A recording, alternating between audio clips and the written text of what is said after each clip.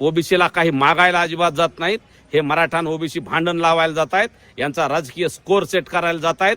वेगवेगळ्या लयच आरक्षणाचे अभ्यासक असल्यासारखं दाखवायचं, वेगवेगळे इंग्लिश शब्द जोडायचे, हिंदी शब्द जोडायचे, सोशल डिस्क्रिमिनेशनची भाषा करायची, सोशल जस्टिसची भाषा करायची। परंतु यांना मराठा समाजाच्या बाबतीत सोशल डिस्क्रिमिनेशन दिसत नाही, मराठा समाजाच्या बाबतीत सामाजिक न्यायाची भूमिका दिसत नाही। मराठा समाजातल्या 98% लोक आणि मराठा, वंजारी, धनगर, माळी या सगळ्याची सामाजिक स्थिती, शैक्षणिक स्थिती, सामाजिक स्टेटस, आर्थिक स्टेटस हे सगळं समान आहे। हे असताना हे आम्हाला ओबीसी प्रवर्गात येऊ देणार नाही अशा वल्गना करतात। त्यांना सांगायचंय ओबीसी प्रवर्ग हा तुमच्या कोणाची जागिरी नाही। ओबीसी हा घटनेनं डॉक्टर बाबासाहेब आंबेडकरांच्या घटनेनं सरकारनं निर्माण केलेला प्रवर्ग आहे आणि त्याच्यात ज्या जाती आहेत त्या जाती जर पुढारलेल्या असतील त्यांना बाहेर काढलं जातं आणि ज्या जाती मागास असतील त्यांना नव्यानं समावेश करण्यात येतो।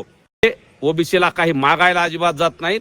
हे मराठा आणि ओबीसी भांडण लावायला जात आहेत, यांचा राजकीय स्कोर सेट करायला जात आहेत।